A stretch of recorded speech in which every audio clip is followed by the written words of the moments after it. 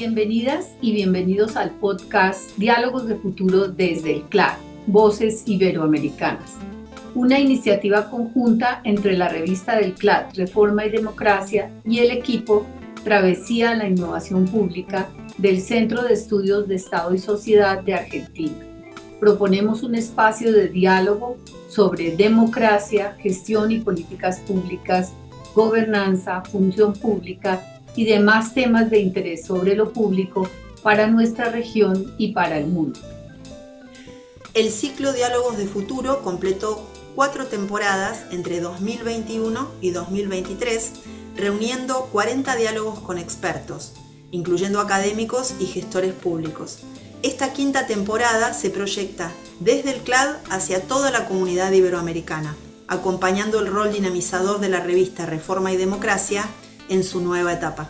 Gracias por acompañarnos. Bienvenidas y bienvenidos a este 5º episodio del podcast Diálogos de Futuro desde el CLAD, Voces Iberoamericanas, una iniciativa conjunta de la revista del CLAD, Reforma Democracia, y el equipo Travesía a la Innovación Pública del Centro de Estudios de Estado y Sociedad en Argentina. Hoy tenemos un episodio absolutamente fantástico, al que hemos titulado Crisis de la Democracia en América Latina y el Mundo, viejos y nuevos retos, que esperamos sea un abrebocas para el lanzamiento de la primera edición especial de la revista, que tendrá lugar el próximo lunes 8 de septiembre y que se dedica al mismo tema, Crisis de la Democracia. Nuevamente, bienvenidas y bienvenidos, Mercedes. Gracias, Victoria. Vamos a comenzar presentándoles a nuestros invitados. Francisco Paniza, bienvenido, nacido en Montevideo, Uruguay. Allí estudió Derecho y luego hizo su doctorado en Ciencia Política en la Universidad de Essex. Fue investigador del Departamento de Investigación del Secretariado Internacional de Amnistía Internacional y luego, desde 1995, está formando parte del Departamento de Gobierno de London School of Economics. Así que muy bienvenido, Francisco. Me salía Pancho, Francisco Paniza. Pancho está bien. Pancho está bien, buenísimo. Pancho está bien. Gracias por la invitación. Eso. Y por otro lado, Daniel Innerarity, nacido en Bilbao, es catedrático de Filosofía Política y Social, investigador Ikerbasque en la Universidad del País Vasco y director del Instituto de Gobernanza Democrática. Es titular de la cátedra Inteligencia Artificial y Democracia del Instituto Universitario Europeo en Florencia. Gracias, Daniel, y bienvenido. Muchas gracias a vosotros por la invitación. Y pronuncié bien Ikerbasque. Todo bien, has pronunciado todo. Estuve practicando.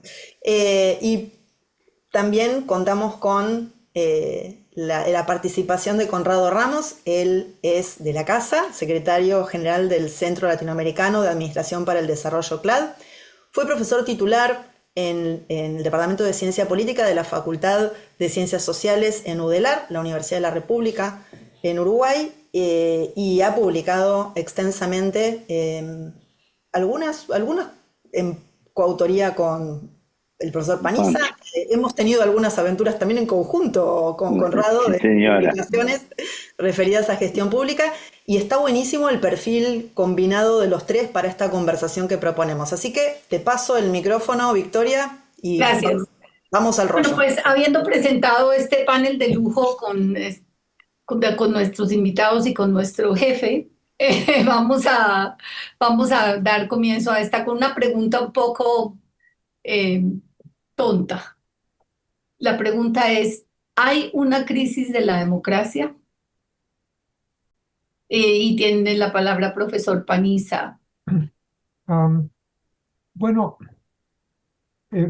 todos hemos leído por ahí todos esos índices de democracia que circulan en el mundo académico y también el periodístico, The Economist Intelligence Unit, Freedom House, más recientemente y mucho más de moda, VIDEM.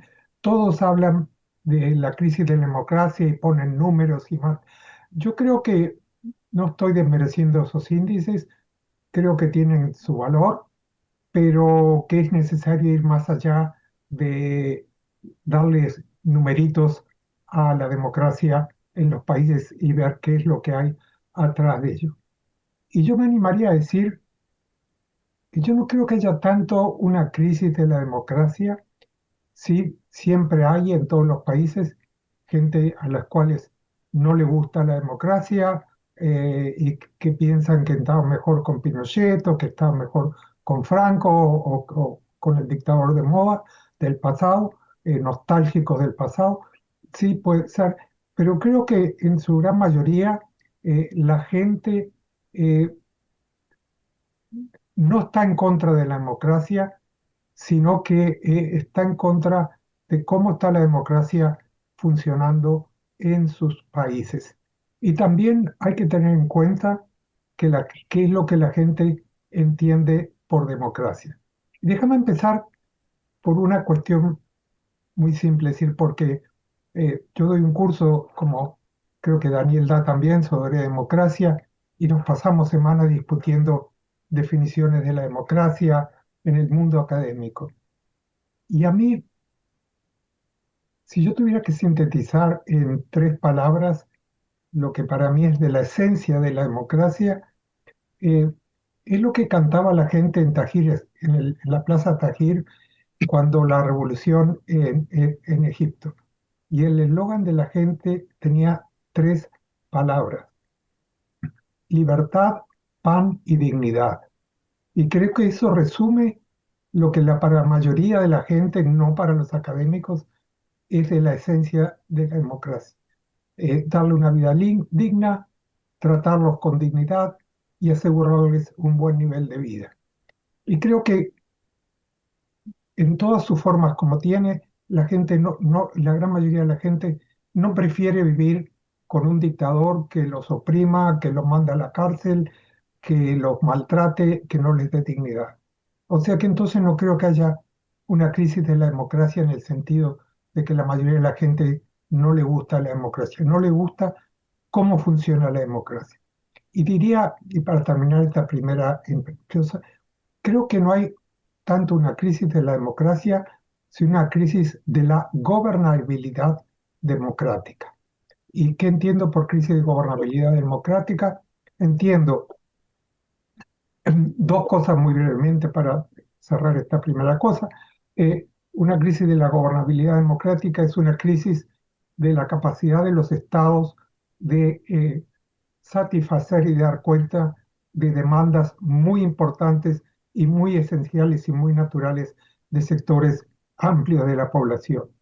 Y segundo, por el otro lado, una crisis de los mecanismos de representación política, una crisis muy profunda en todo el mundo, y eso lo podemos discutir después, y creo que sí, tanto en América Latina como Europa, de los partidos políticos y de todas las otras formas tradicionales de intermediación que hicieron la democracia liberal. Y creo que ahí prefiero parar en este momento y continuamos después. Perfecto, muchas gracias, profesor Inerariti. Bueno, dejadme comenzar diciendo que estoy muy contento de estar aquí, que agradezco mucho la invitación y es un privilegio escuchar al profesor Paniza.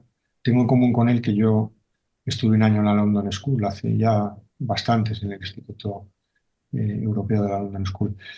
Yo creo que la pregunta de María Victoria no es tonta, lo que es demasiado inteligente. Es decir, nos pone a quienes tenemos que contestar en una enorme dificultad y sobre todo de hacerlo brevemente.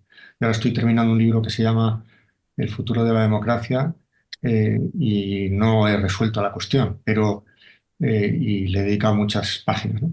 Pero por ir a 4 o 5 ideas sintéticas, ¿no? En primer lugar, la democracia es un sistema político que por su propia naturaleza siempre ha estado en crisis, porque supone un cuestionamiento, o mejor, una cuestionabilidad permanente de cualquier asunto. Para empezar, con lo cual, en cualquier momento, y de hecho lo hemos hecho así a lo largo de la historia reciente, ¿no? El cuerpo es político, la familia es política, la sexualidad es política, lo privado es político. Es decir, estamos continuamente diciendo esto es político y por tanto esto hay que discutirlo. Y no lo fija la tradición, ni la autoridad es discutible. O sea, es un sistema político en virtud del cual hemos decidido los humanos instalarnos en una suerte de inestable estabilidad. Era mucho más estable la estabilidad de otros sistemas políticos, ¿no? Desde luego, la de este, vamos a vivir muchos sobresaltos porque lo hemos querido así y porque hemos pensado que lo contrario era peor, ¿no? Por otro lado, coincido también con el doctor Paniza profesor Paniza, en que hay un cierto desajuste entre, por un lado, las expectativas y las realidades, ¿no? Las expectativas de gobierno, que queremos que nos gobiernen de una determinada manera, que tomen en consideración nuestra opinión, que lo hagan con eficacia, con justicia, tal. Y eso, es decir, hay una crisis que tiene que ver, uno de los elementos de la crisis tiene que ver con el éxito de la democratización de las voluntades de los sujetos. Es decir, el éxito de que los ciudadanos somos muy exigentes con nuestro sistema político y esto lo tenemos que ver como un avance y no tanto como un retroceso, ¿no? Por otro lado, hay otro desajuste, digamos, más objetivo, más estructural, que es la democracia nació, la democracia en su forma moderna nació para gobernar sociedades. Pensemos en la ciudad de Ginebra, cuando Rousseau escribe el contrato social. ¿Qué tipo de sociedad era aquella? Una sociedad pequeña, autárquica, homogénea, con una tecnología rudimentaria, si la comparamos con la... ¿Y nosotros qué mundo tenemos? Tenemos un mundo interdependiente, un mundo enormemente complejo, unas sociedades muy particularizadas, muy mezcladas. Tenemos unas tecnologías enormemente difíciles, desde un hedge fund hasta un algoritmo. Tenemos el cambio climático. ¿Qué hubiera dicho Rousseau del cambio climático? La gestión democrática del cambio climático. Se hubiera quedado asombrado, ¿no?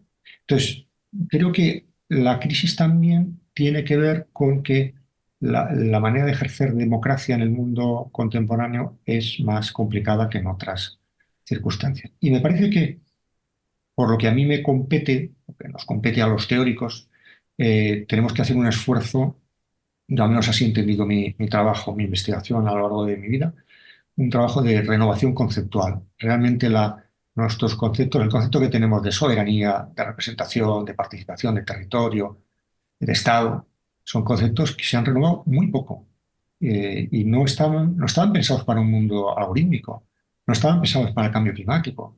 Y seguramente ese esfuerzo teórico es un esfuerzo que tenemos que hacer, ¿no? Perfecto. Conrado, Bueno, Egunon, Esquerri Casco, Daniel y Francisco, muchas gracias por estar. Eh, yo no, voy a hacer mínimas referencias a ideas que nuestros dos invitados han venido desarrollando un poco para hacer mención brevemente a tu pregunta, María Victoria. Eh, Daniel desarrolla el complejo, la idea de complejidad, ¿no? Y esa idea a mí me trae un poco a Niklas Luhmann, que la política era reducción de incertidumbre. Y un problema que tiene la política en estos días y el formato de democracia liberal, si quiere, es que le cuesta cada vez más reducir la incertidumbre. La incertidumbre es algo que está ahí y que, en palabras de Daniel, mucho tiene que ver con la gran complejidad. Los subsistemas, ¿no? Se han vuelto cada vez más complejos. Y uno lee, yo leía también de Gerd Buchert, El futuro del sector público, y uno queda con una sensación de si bien trata de darle un tono optimista, es preocupante, es realmente preocupante. Eh, eh, la, la, la, mm, el procesamiento de las demandas ciudadanas y la capacidad de representación de esa democracia es eh, está en jaque, ¿no? No quiere decir que no se puedan el esfuerzo de pensar nuevas formas de representación y de ahí viene todos los esfuerzos de gobernanza colaborativa o, o, o aplicar la tecnología y la inteligencia artificial para una mejor prestación de servicios públicos con formatos éticos, etcétera. Pero realmente estamos todos tratando de entender y poder contribuir a cada uno de nuestros espacios a, a encontrar, yo no diría soluciones, pero por lo menos nuevas formas de pensar esto. Y es bien complejo. Realmente yo no quiero tener una mirada pesimista, pero y ahí ahora menciona lo que dice Francisco, que la gente sigue prefiriendo por lo menos un concepto tipo o churchilliano de democracia, lo sigue teniendo.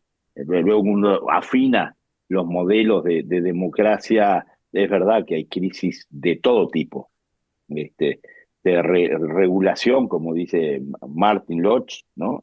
¿Qué tipo de Estado regulador, de representación, de desarrollo, de el multilateralismo? Está todo puesto en cuestionamiento, pero la mirada de ustedes dos no es pesimista necesariamente, sí es de advertencia y de seguir tratando de pensar en nuevas claves. ¿Cuáles son las que se están discutiendo? No hay un one size fit all, ¿no? Un modelo único, pero como sí pudo haber en algún momento, ¿no? Había ciertos consensos sobre qué significaba las prácticas y el único juego en la ciudad que era la democracia. Ahora es necesario repensar esto y creo que leyendo a gente como a ustedes dos que vienen pensando en estos nuevos formatos y siendo muy críticos con las con la coyuntura me parece que es la forma de no ser naif y seguir repitiendo los mismos mantras de siempre. Hay que profesionalizar, sí, ya sabemos, pero ¿cómo? ¿Por qué hay señores que buscan votos y se niegan a profesionalizar el servicio público, que es un muy buen antídoto a la corrupción? Pero bueno, evidentemente los incentivos no están, porque hay una crisis de representación en las democracias. ¿Qué está pasando con la representación y por qué es tan difícil instalar formatos de democracia colaborativa no todos tienen el capital social de San Sebastián, por ejemplo. O sea, es realmente complejo y lleva su tiempo a armar estas cosas. Entonces, nada, eso, de que creo que este tipo de discusión y debate nos ayuda por lo menos, a no ser ingenuos en la discusión. Gracias, Conrado. Bueno, pues muchísimas gracias. Voy con una segunda pregunta y me salieron como unas 500 más escuchándolos, gracias, que no vamos a abordar, pero a mí me encantan las preguntas, así que gracias. Lo que quisiera saber es, entendiendo que no hay, a mí me gusta, entendiendo que no hay una crisis de la democracia como tal, pero entendiendo también que no todas las democracias son iguales, ¿cierto? Que digamos que este mantra, libertad, pan y dignidad, que me parece que sí que resume un poco el sueño, digamos, vamos a ver qué entendemos por libertad o de qué pan estamos hablando o de o qué es lo que llamamos dignidad, ¿no? Allí entramos en una profundidad enorme con una especie tan compleja que siempre ha sido compleja. Yo amo la complejidad, yo creo que siempre ha estado ahí. Lo que pasa es que antes había como una ceguera, era posible evitar la complejidad. Yo creo que en este momento es imposible evitarla y a mí me parece maravilloso que no la podamos evitar. Pero como no todas son iguales, digamos, habría diferencias y habría similitudes, habría aprendizajes de comparar digamos, las tensiones, para no hablar de crisis, que tienen las democracias en América Latina respecto de Europa o Estados Unidos. Y entendiendo también, profesor Innerarity, y me encanta llamarlos profesores, eh, que la tensión es connatural a la democracia, eso también me encanta, pero las tensiones tampoco son iguales. Desde una perspectiva comparada, ¿cuáles son esas tensiones y cuáles son las diferencias y qué nos aportan a la comprensión del futuro? Adelante, ahora sí cedo la palabra a quien quiera iniciar.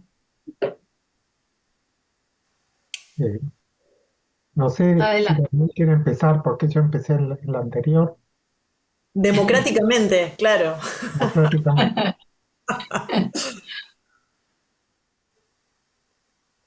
Bueno, Daniel, a la pero cancha. adelante. Te están mandando ahí Sí, al sí, micrófono. a tirar las Al dos agua, paredes. Que empiece yo, perdón, no le había entendido a Pancho bien. Sí, sí, tampoco nosotras, no tengo ningún tranquilo. inconveniente. Yo cuando se me pide que haga una comparación entre Europa y América, siempre digo que frente a los que hacen política comparada, yo hago política sin comparar. Es decir, yo me dedico a la teoría y por tanto no, soy poco sensible a las particularidades. Me parece importantísimo y claro que hay que tenerlo en cuenta y tiene que haber gente como el profesor Paniza haciéndolo bien, pero yo más bien tiendo a lo teórico, ¿no? Y a lo que valdría casi para cada país, ¿no? Eh, pero yo veo una diferencia fundamental que es el hecho de la Unión Europea, o sea, una entidad, lo que significa estar en Europa, ¿no? Y a nosotros estar en Europa a veces es difícil entender en Europa, no digamos ya fuera, a nosotros nos ha cambiado sustancialmente la manera de pensar el mundo y la política. Me acuerdo una vez un amigo mío canadiense que veía asombrado cómo estuvo una temporada en mi universidad en España y veía asombrado que continuamente los ministros de España estaban reunidos con los ministros del ramo en Bruselas de veintitantos países, ¿no? Para decidir cosas importantes, ¿no? Y le parecía, o sea, no sabía cómo eso se compatibilizaba con el principio de soberanía, ¿no? Y yo le dije que para nosotros eso ya era una cosa normal, estábamos acostumbrados, no nos desgarrábamos por dentro pensando los noruegos, los suecos están decidiendo la cuota de pesca por nosotros, ¿no? Y bueno, y nosotros estamos decidiendo también su política monetaria, bueno, monetaria en este caso no, en fin. Es una cosa, esa interdependencia actúa como, institucionalmente actúa como un elemento moderador, generalmente moderador de las crisis. O sea, esa obligación de buscar pactos, compromisos, yo creo que lo que hace dos cosas. Una, limitar el aventurismo político. Yo creo que hay personajes políticos que en América no citaré a nadie para no molestar, pero que en Europa o serían inconcebibles o si los hubiera, que los hay, estoy pensando en un Orbán, por ejemplo, en Hungría, tendría una capacidad de llevar una vida política solitaria muy limitada. ¿Eh? Evidentemente, Orbán ha invitado a Putin a Hungría, es decir, ha hecho muchas cosas que van contra las decisiones muy mayoritarias del resto de los socios europeos. Pero tiene una gran limitación, ¿no? El hecho de que encima estemos en el euro hace que los bancos centrales nacionales tienen unos márgenes de acción más limitados que antes. Bueno, eso actúa como un elemento moderador de la política. Y la segunda propiedad es que a mí me gusta definir Europa como una guardiana del largo plazo. Es decir, Europa es un lugar donde se hace política de largo plazo, directrices generales y no se entra en el detalle. Y por tanto no hay ese nivel de crispación, de polarización que hay en las políticas domésticas. Y por eso yo me he opuesto muchas veces llevar al Parlamento Europeo la misma lógica de los parlamentos nacionales. Hay quien lamenta que en el Parlamento Europeo los gobiernos que se gestan en Europa son gobiernos consociativos, gobiernos donde hasta ahora ha habido siempre izquierda y derecha, más o menos. Las dos, tres grandes familias han estado presentes. Eso implica que hay una capacidad de marcar líneas estratégicas. Por así decirlo, la polarización se nos deja para los ámbitos domésticos nacionales, pero las cosas serias del comer se deciden en Europa. Esto también es un elemento de gran moderación. Nosotros ahora tenemos marcados en la agenda común europea una transformación digital, una transformación ecológica, una transformación en términos de igualdad, y esos son unos márgenes que limitan, condicionan y al mismo tiempo dotan una estabilidad que, por así decirlo, lo voy a decir un poco provocativamente, nos permiten jugar con todo lo demás. Tensar la cuerda en otras cuestiones, pero eso no se toca hasta que, y esta es la última consideración, hasta las últimas elecciones. En las últimas elecciones ha habido una entrada fuertísima en el Parlamento Europeo de dos grupos de extrema derecha que han cambiado un elemento muy importante en la política, y es que nosotros siempre hemos actuado pensando que las extremas derechas lo que querían era salirse de Europa, bueno, el Brexit o el Frexit o salirse del euro. Muchos partidos políticos de extrema derecha estaban por la salida plena de Europa, o cuando han querido moderar para ganar posiciones, lo que han hecho es decir, bueno, o salirse del euro, ¿no? Estoy pensando en Marine Le Pen en Francia. ¿Qué es lo que el cambio estratégico que se ha producido en casi todos estos partidos? Es que se han dado cuenta de algo que es inteligente. Han dicho, mucho mejor que salirse de Europa es cambiarla desde dentro. O sea, entrar y retroceder a una Europa de estados y disolver cualquier elemento de transnacionalidad, ¿no? Y en eso están. Por eso fue muy importante el gobierno que von der Leyen hiciera el gobierno que hizo. Un gobierno que, a pesar de que, claro, las fuerzas del Parlamento Europeo son mayoritariamente de derechas no tanto de extrema derecha como de derecha clásica, von der Leyen, frente a otros perfiles más duros del Partido Popular Europeo, apostó por hacer una coalición con socialistas y verdes, ¿no? Y liberales. Y eso yo creo que ha sido algo que nos ha salvado esta legislatura de algo que hubiera sido terrible. Pensar, si se hubiera hecho un gobierno en Europa, como se hacen los gobiernos en cualquier estado, de derechas o de izquierdas, según quien gane, se hubiera roto un equilibrio que no sé ahora cómo hubiéramos sido capaces de recomponer, ¿no? Interesante. Gracias, Francisco.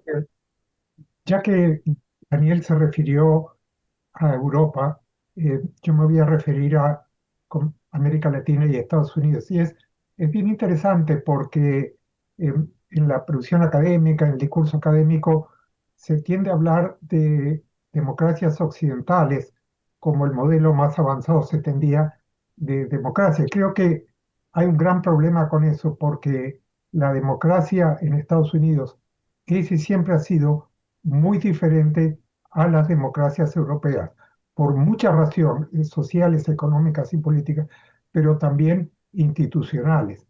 Y en lo institucional, lo que tienen en común los Estados Unidos y los países de América Latina es, por supuesto, el régimen presidencialista.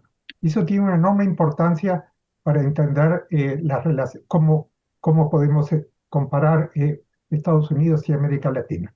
Y fíjense una cosa, yo di un curso de política latinoamericana, y entonces cuando empiezo a hablar del presidencialismo, digo, en América Latina, cuando los fundadores de nuestro, de nuestra constitución, de nuestros países, eh, pensaron cómo organizamos el orden político, se inspiraron muchos en, en la constitución americana presidencialista, es decir, éramos países nuevos como Estados Unidos, había que inventar, no queríamos tener reyes como Europa, era absurdo. Entonces vamos a mirar a Estados Unidos, también un país nuevo que crea este régimen presidencialista. Al punto de que algunas constituciones, por ejemplo la constitución argentina del 52, eran muy parecidas a la de Estados Unidos. con una gran diferencia, les decía yo a mis estudiantes. En Estados Unidos, el régimen presidencialista se pensó por los framers de la Constitución como un régimen de fuertes frenos y contrapesos para tener un presidencialismo débil. Para el presidencialismo constitucionalmente en Estados Unidos era un presidencialismo con fuertes frenos y contrapesos. Y en América Latina, ya desde el comienzo, se usó la misma forma presidencialista, pero con el sentido mucho más completamente opuesto, de tener presidencialismos fuertes y cada vez más fuertes. Y Alberti, que fue uno de los inspiradores de la Constitución del 52 en Argentina, decía, tenemos que tener reyes con la figura del presidente. Y esa ha sido toda la historia de América Latina, creo que para mal, de reforzar los poderes del presidencialismo. Hay una crisis, vamos a darle más poderes al presidencialismo. Hay otra crisis, más poderes al presidencialismo.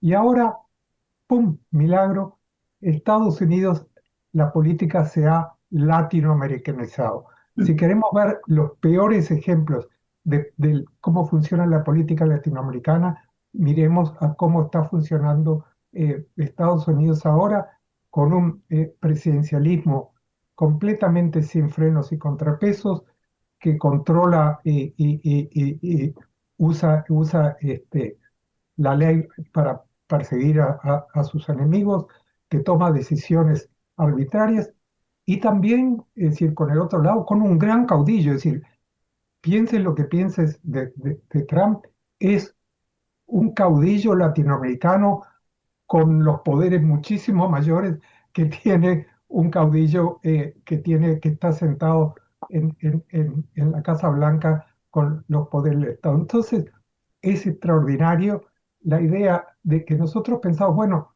demos tiempo la democracia latinoamericana progresando, se van a volver parecidos a las democracias occidentales o la democracia de Estados Unidos. Y lo que ha sucedido es completamente lo contrario.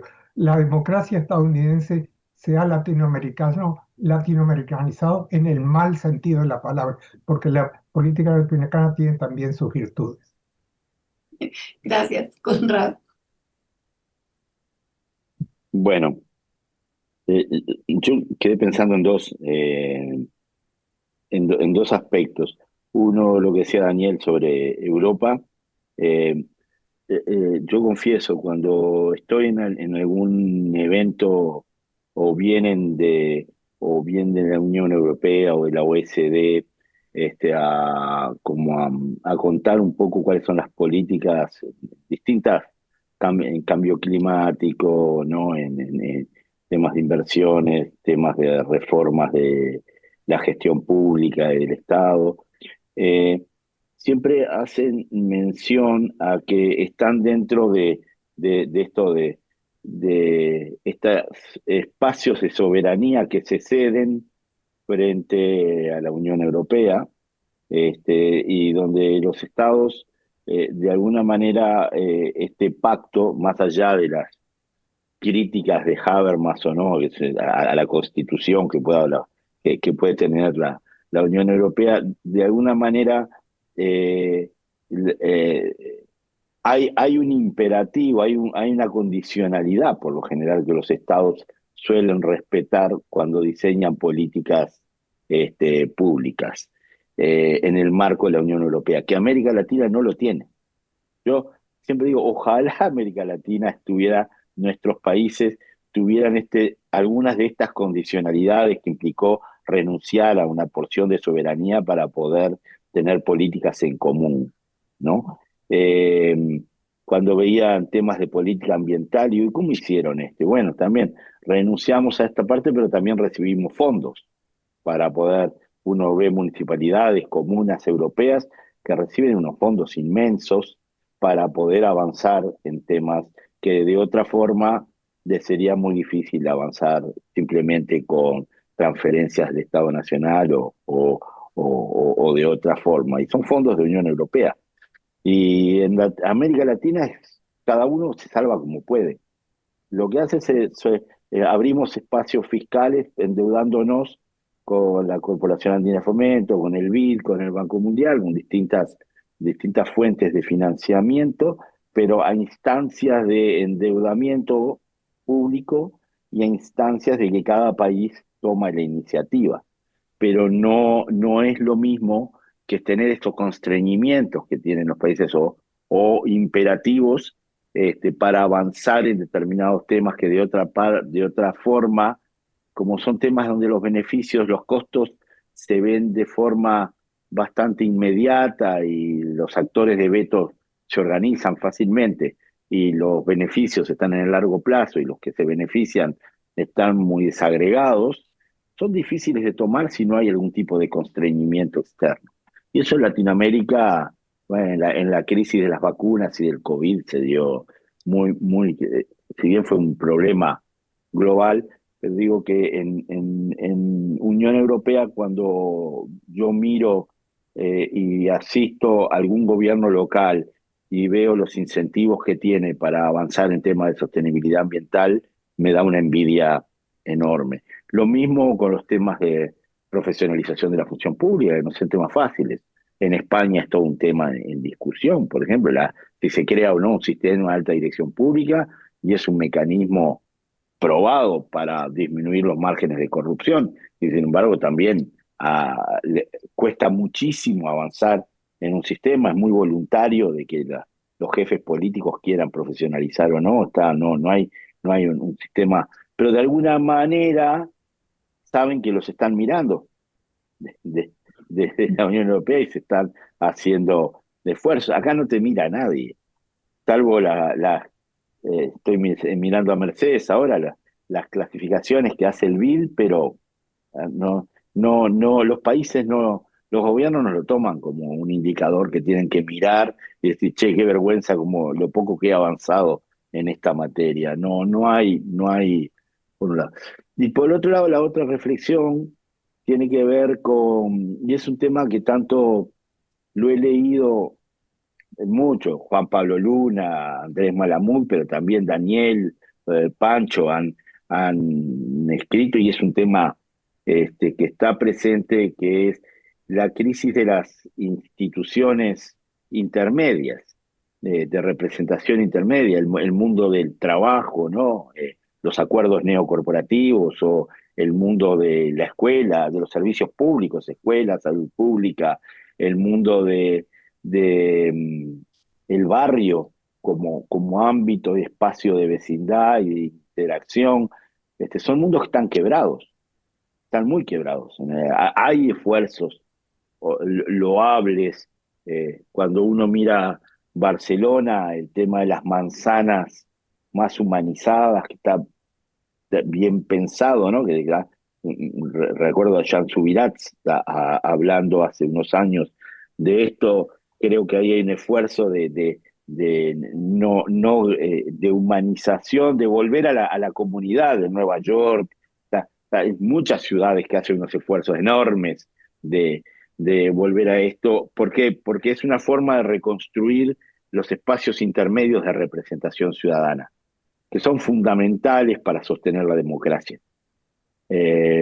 Mientras, como decía el Pepe Mujica, que el año pasado nos dio el honor de grabarnos un video, el propio Pepe, que fue un guerrillero, diciendo no hay atajos, no, los populismos de derecha y de izquierda, esta intermediación directa entre líderes mesiánicos y la gente, o la casta versus el líder, no sustituyen estos espacios intermedios de representación, que son los que van generando confianza en redes que son indispensables. Donde estas redes no existen o están muy erosionadas por estas otras formas de representación directa entre la crisis de descontento de la ciudadanía y que quieren pagar menos impuestos y más servicios, ya lo decía Guy Peters y Richard Rose en el 78, ¿no? Puede ir el gobierno en bancarrota, esa esquizofrenia del votante, ya tiene que ver con las crisis de los estados de bienestar, pero hoy en día es como que se ha globalizado mucho esto de la crisis de representación, más allá, y como vos, Pancho, decís, hay una crisis de crecimiento, hay una crisis de desarrollo en América Latina en particular, cómo nos hemos quedado como región, la poca productividad que tenemos, la, la dificultad de cambiar la matriz de producción y diversificarla es un horror, y más en este mundo que en vez de globalizarse se va para atrás, ¿no? En eso. Pero eso, me quedo con esto de trabajar en la democracia, las instituciones de representación intermedia, este, que me parece que son canales fundamentales para construir redes de confianza. Una vez le pregunté a Xavi Barandiarán sobre el éxito de San Sebastián y cuáles son los outputs que han tenido en materia de política, y con esa franqueza que tienen ustedes los vascos, me dice, no hay milagros, Conrado, es restituir un poco de confianza entre los actores. Eh, Luego el resultado de políticas se va viendo, pero primero tenemos que reconstituir confianza en los actores. Y eso es trabajando en la creación de estas redes de representación intermedia que complementan la democracia liberal. Gracias, Conrado. Pues bueno, retomando y para aprovechar este tiempo tan importante, digamos que esta tensión me parece maravilloso esto de la interdependencia como instrumento moderador, es decir, un nosotros que modera los yos. Tengo el problema de ser psicóloga de base. Un nosotros que modera los yos. Eso me parece muy interesante. Y digamos, allí me pongo a pensar en América Latina, pero no solo en América Latina, en estos macro yos que han surgido, un poco esta referencia que hacía Francisco Paniza a estos líderes mesiánicos y digamos, un poco reyesuelos, ¿cierto? Con delirios de grandeza, si se quiere. Y allí encontramos, digamos, esa tensión entre reconstruir un nosotros, digamos, entre generar espacios, como decía Conrado, para el nosotros, de encuentro, ¿cierto? De construcción de lo colectivo, frente, digamos, a esta también tendencia, esa tensión con el surgimiento digamos, de estas figuras unitarias tan fuertes, a las que hemos llamado populismos, pero que también los corporativismos podrían entrar allí porque, digamos, es esa tensión entre intereses individuales, digamos, o intereses no públicos, para llamarlos de otra manera, y los intereses de lo público, que de alguna manera, digamos, a mi modo de ver, sí están desaparecidos. Una palabra muy dura, pero un poco desaparecidos de la escena de la democracia y por ello la democracia de alguna manera se difumina. Entonces la pregunta es hasta qué punto, digamos, ¿cómo ven ustedes estas tensiones, digamos, y qué posibilidades le ven a esta tensión entre el nosotros, ¿cierto? Entre lo colectivo y estas, digamos, tendencias eh, personalistas, individualistas, representadas en una persona o en una corporación? Esa es la siguiente pregunta. Eh, Creo, María Victoria, que tú has puesto el dedo en la llaga sobre los problemas que enfrentamos actualmente, que es la construcción de un nosotros democrático y ciudadano. Y esa construcción se ha vuelto más difícil por una serie de múltiples razones. Este, todos hablamos mucho de la polarización, es decir, cómo la polarización hace imposible imaginarse que hay algo que tenemos en común de valores, de respeto, etcétera. Y por supuesto que eso es uno de los problemas más serios de la democracia. Pero creo que en la otra parte, la contracara es también el hiperindividualismo consumista, que también es buena parte de las sociedades modernas. Es decir, cuando nosotros queremos algo, algún bien, etcétera, la forma de resolverlo es apretar un botón y comprarlo en Amazon y inmediatamente satisfacer esta necesidad de consumo. No se siente tanto la necesidad de agrupamiento, de gestión colectiva, etc. Estoy exagerando y por supuesto no quiero que el tono general de esta conversación que tenemos sea un tono pesimista y nostálgico. Creo que tenemos que mirar para adelante. Y, por ejemplo, en la cuestión de la crisis de las formas de intermediación que marcaba Conrado y la marcaba muy bien, creo que también hay un principio que es interesantemente democrático en esa crisis, que es el cuestionamiento que se hace a todas formas de intermediación y de autoridad. Antes, la palabra de ciertos medios de prensa tradicionales, la prensa legacy, o de ciertas profesiones, o de ciertos políticos, se aceptaba con pocos cuestionamientos. Hoy, tú vas al médico que te haga un diagnóstico, y lo primero que haces cuando volvés a tu casa es googlear para ver si ese médico tiene razón o no. Este, en términos de prensa y de información, lo que existe es esta superpoblación de formas de información, de fuentes de información, que el problema no es que hay demasiadas, porque dan visiones alternativas, sino el problema es filtrar y darse cuenta cuáles son esas informaciones confiables. Y de vuelta, con la vida política, con los partidos, eh, creo que la cuestión cínica de cuestionamiento a la autoridad es: todos los políticos son iguales, todos los políticos son mentirosos. Creo que es profundamente rara. La cuestión es cómo regenerar la confianza y a qué políticos debemos confiar, qué modelos de intermediación son confiables y cómo a partir de eso creamos un espacio común de deliberación y de gestión colectiva. Debemos recordar, y con esto termino, que en las primeras pasos de las redes sociales se pensó que iba a ser un gran elemento democratizante.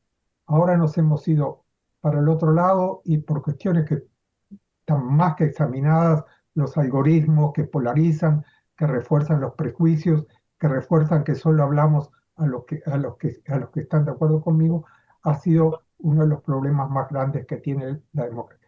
Pero sigue siendo los medios virtuales, los foros virtuales, un potencial de democratización fundamental. Y creo que el gran desafío para la democracia en el futuro es creamos a partir de redes sociales, de cuestionamientos a la autoridad, etcétera, formas más democráticas de participación y de gestión pública. No es fácil, en algunos casos a nivel comunal se ha logrado, digamos, eh, recordando a Putnam en cuanto hablaba de cómo las asociaciones civiles, los clubes, los etcétera, son la esencia de la creación de confianza y últimamente democracia. También a nivel virtual somos todos miembros yo soy miembro de un club de remo aquí en mi ciudad y combinamos salir a remar 2 o 3 veces por semana, pero toda la coordinación se hace virtual. Es decir, se suma la facilidad que te dan los medios virtuales para coordinar, para discutir, para decir, con la participación física real en una actividad y eso crea una verdadera comunidad. ¿Cómo eso se puede trasladar de lo comunal a lo ciudadano, a lo de las ciudades y las comunas, a ámbitos mayores del Estado? Es difícil, pero es un gran desafío. Yo quería retomar o responder un poco o decir una cuestión a propósito de la pregunta de María Victoria sobre estos líderes autoritarios que están surgiendo, ¿no? Estos hombres autoritarios, porque además son hombres casi todos, ¿no? Y eso a lo mejor tiene alguna explicación. A mí me gusta distinguir entre los malos y los males de la democracia. Hay malos en la democracia, hay gente, Pancho lo ha mencionado, el esfuerzo que está haciendo Trump por romper todos los equilibrios, todos los contrapesos, y seguramente eso abocará a una crisis constitucional, etc. Podemos hacer una lista ahora de los líderes que están haciendo mucho daño a la democracia en nuestros países. La cuestión que yo quiero introducir es que, además de malos, hay males, y a veces los malos son malos porque había males, ¿no? O sea, que a mí me gusta eh, responder a la pregunta, cuando me preguntan por un líder político impresentable, yo suelo plantear la cuestión, vas a un país X, no mencionaré, pero vas a un país y te dicen, aquí tenemos este gobernante. Yo les pregunto siempre, ¿cómo es posible que haya llegado hasta ahí? Es decir, que a veces puede ser muy hábil, puede ser muy malo, puede tener mucho dinero, pero a lo mejor hay unas condiciones estructurales que no digo que justifiquen lo que está haciendo, pero explican por qué ha llegado ese tipo de líderes, ¿no? O sea, que yo creo que estamos reemplazando a veces el trabajo incómodo de examinar nuestros defectos de nuestras instituciones, de nuestra cultura política, de los votantes, nosotros los votantes, de la ciudadanía, que es un esfuerzo que hay que hacer. En lugar de eso, estamos insistiendo mucho en la maldad de aquellos gobernantes que seguramente la tienen, ¿no? Por cierto, no harían tanto daño, no habrían llegado al poder si hubiera otra cultura política y otro diseño institucional. Y no harían tanto daño si hubiera otra cultura política y otro diseño institucional. Y por lo tanto, trabajemos más en el aspecto estructural, en el diseño institucional, en la cultura política, en los modos, en la conversación democrática, etcétera, y no perdamos tanto tiempo en hablar de lo malos que son los malos, ¿no? Que eso resulta muy confortante en una reunión de amigos que piensan igual y que somos muy demócratas, pero creo que nos ayuda a poco a avanzar, ¿no? Y no digo que no haya que hacerlo, ¿eh? Seguramente tiene que haber gente, tiene que haber politólogos que analicen la psicología de los personajes, sus intenciones, etcétera. Pero me parece que eso deberíamos hacerlo sin olvidar los males, ¿no? Perfecto. Conrad. Dos cosas para terminar. Eh, Cuando yo estaba escribiendo el prólogo de esta edición especial que estamos lanzando, eh, y que era un poco el tema este de la democracia en la era de los desencantos, cómo generar un Estado más inclusivo, eficiente, democrático. Una de las cosas que yo me encontraba escribiendo es, bueno, pero Conrado, no, uno no puede decir, volvamos a las instituciones de la democracia esta liberal, clásica, o como le llamaba Francisco, el consenso democrático neoliberal, pese a las exclusiones que pone el neoliberalismo, pero había determinadas cosas que eran all taken for granted, ¿no? De valores postmateriales, la equidad de género. Y Bachelet reclama en la revista, ¿qué pasa? Que ya no se habla más de equidad de género, es como que no está, es como que en una moda y no está bueno seguir hablando de esto, ¿no? Y entonces me encontraba a veces reclamando la vuelta a los partidos políticos como mecanismos de intermediación ciudadana, que los líderes no salieran de cualquier lugar, como este tema de el nivel de institucionalización de partidos, y siempre tomo a Uruguay como en la cabeza, pasa que ya no existe eso prácticamente, quedan muy poquitos países como en Uruguay donde hay partidos muy institucionalizados y los líderes se forman dentro de los partidos y tienen un brand, tienen una etiqueta, un programa de gobierno y nuestros presidentes dicen yo gobierno con la Constitución y el programa de gobierno, y lo que no está en el programa de gobierno es difícil meterlo. Pero ese mundo ya no está. Eh, eh, entonces, tampoco es volver al pasado, sino en base a esto que están diciendo tanto Daniel como Pancho, es, bueno, ¿cómo repensamos esto sabiendo que estas instituciones están en crisis y ver cuáles son las oportunidades que tenemos a partir de, de la nueva geografía social, política y económica que tenemos. Y eso, sinceramente, a mí me deja muy desconcertado.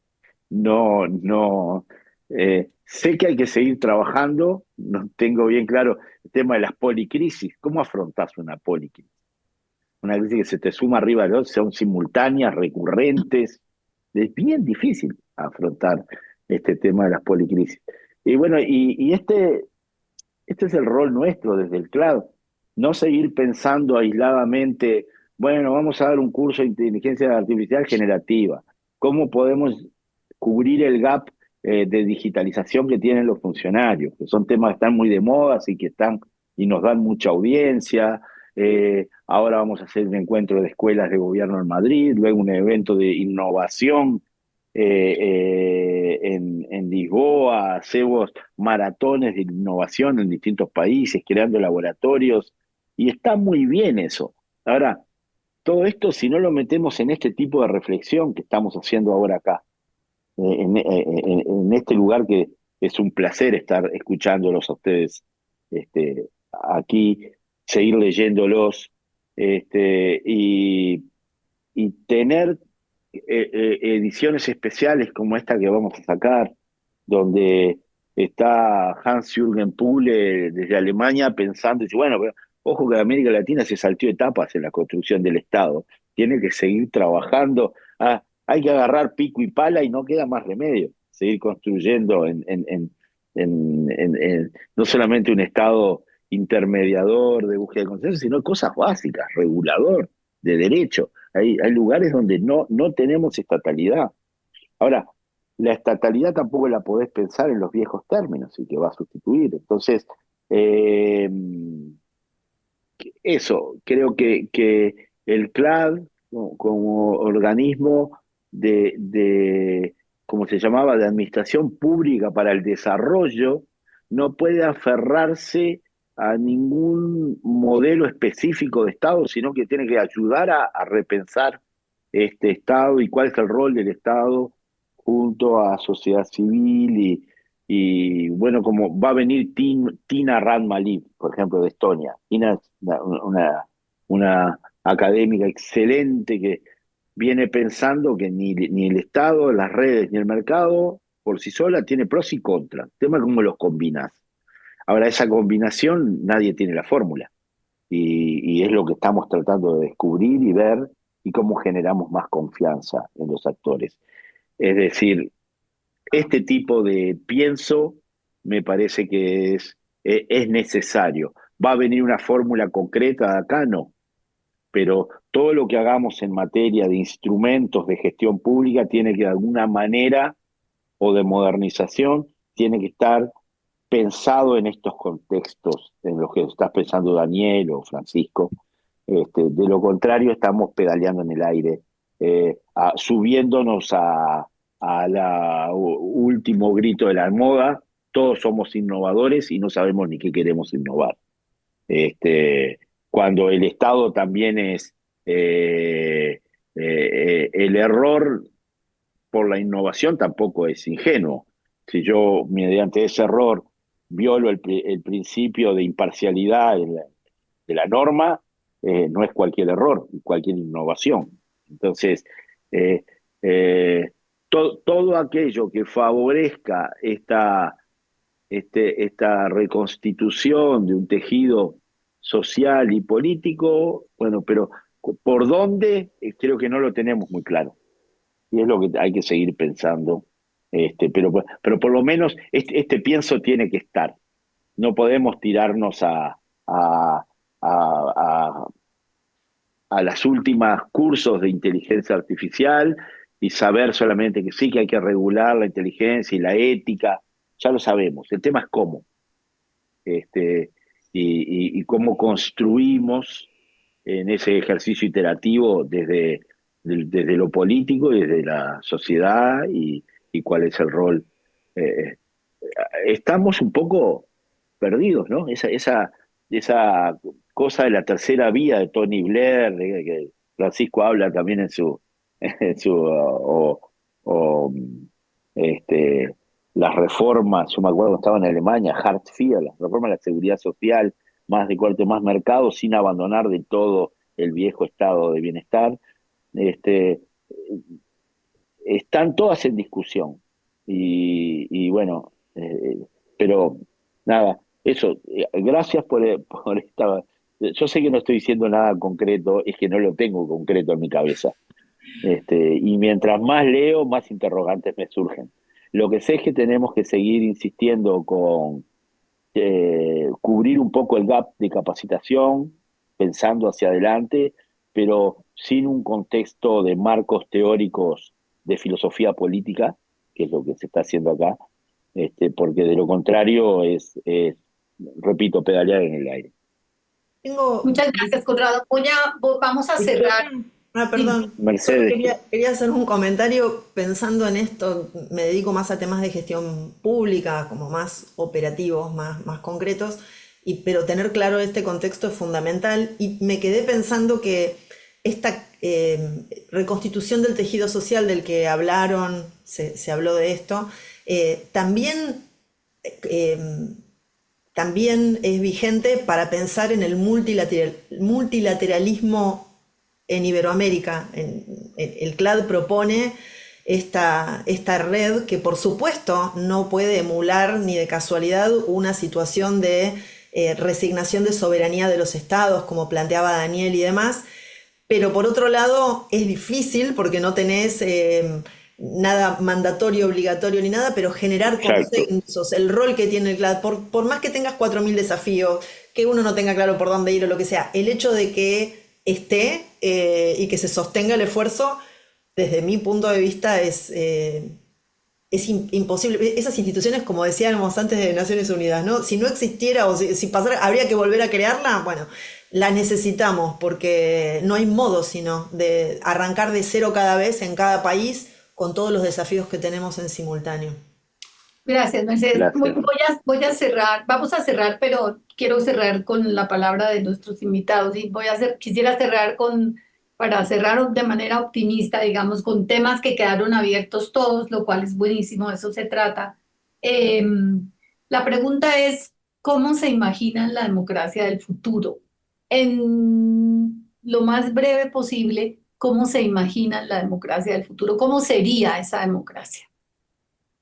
Un discurso de ascensor. Ahí, Eso. en 35 segundos, esos desafíos que te hacen ahora en las formaciones ejecutivas. Yo no me atrevo a contestar esa pregunta, pero me atrevo. Creo que es muy fácil confundir cómo me la imagino con cómo la deseo. Y como analíticamente no soy capaz de distinguir muy bien entre las dos cosas, lo único que me atrevo a decir, porque ya estamos llegando a mi piso en el ascensor, es que adoptará formas que no habíamos imaginado y tendrá que hacer frente a cierta forma de crisis que no estaban previstas en las agendas. Y aquí me bajo ya. Perfecto. Gracias, Tim, profesor Paniza.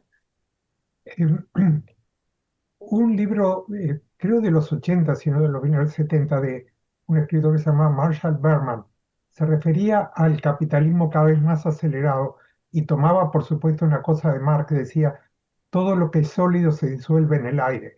Y eso es lo que estamos viendo ahora con relación a la democracia y por eso se habla de la crisis de la democracia. Pero cuando hablamos de esa crisis, yo quería un poco cerrar por lo que cierro el artículo que está en esa revista que tú estás editando. Y lo que digo ahí lo tomé del que fue ministro de Economía de Uruguay en la época de la crisis financiera más grande de que tuvimos junto con Argentina en 2001-2002. Y ese ministro de nombre Achugarri tuvo un gran papel positivo en la salida que tuvo, que fue muy positiva a nivel de Uruguay. Entonces yo cuando le preguntaba, ¿y cómo gestionaste esa crisis? Y Achugarri me decía, las crisis te quitan poder, pero te dan poder también. Y cuando hablamos de crisis de la democracia, creo entonces que hay que tomar al lado positivo que nos abre a todo tipo de posibilidades de aumentar, de no volver al pasado, sino hacer unas democracias más plenas. ¿Cómo me la imagino en términos de instituciones?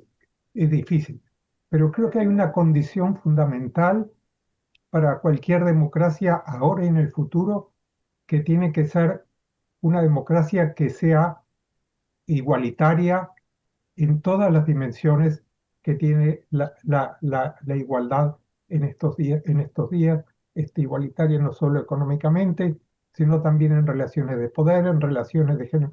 Entonces, me imagino una democracia como una lucha permanente por sociedades más igualitarias y más participativas. Buenísimo, buenísimo. Muchísimas Muchísimas gracias. gracias. Hoy, muchísimas gracias. No, lamento que no podamos continuar esta conversación, pero espero que la podamos continuar en otro espacio. Muchas gracias a los tres. Muchas gracias, jefe. No, gracias a ti, María Victoria, a Estoy tomando Mercedes el pelo. y a nuestros invitados y recomendarles la revista. Yo creo que estoy muy orgulloso de ese número especial, no solamente porque tiene intervenciones de Michelle Bachelet, que nos vino a nuestro congreso y son muy interesantes, y Esther Dweck, la ministra, una de las ministras favoritas de Lula de gestión e innovación de servicios públicos, sino porque hay mucho pienso adentro sobre quiénes los intelectuales que trabajaron en esto, y me parece que nos saca un poco la pata administrativista del CLAC, si quiere, para poder, sin dejar de pensar los temas de gestión pública, pero nos, nos, nos enriquece desde un espacio de reflexión, y creo que eh, esta charla que tuvimos hoy es un poco, la revista le hace honor a esta charla. Creo que estos temas, y sin eso, sin dar respuestas concretas, pero sabiendo por dónde hay que seguir trabajando. Así que nada, súper feliz de este tipo de charlas. Vamos a dejar el Gracias. enlace, dejamos el enlace en la Vamos descripción. el enlace de la Spotify y revista en en la YouTube, sí, sí. descripción Ahí va. y le enviaremos a nuestros invitados, en particular a Daniel, la revista personal. Buenísimo. Un abrazo para los dos. Quedamos así. Hasta el próximo Muchas gracias. episodio. Adiós. Adiós. Gracias.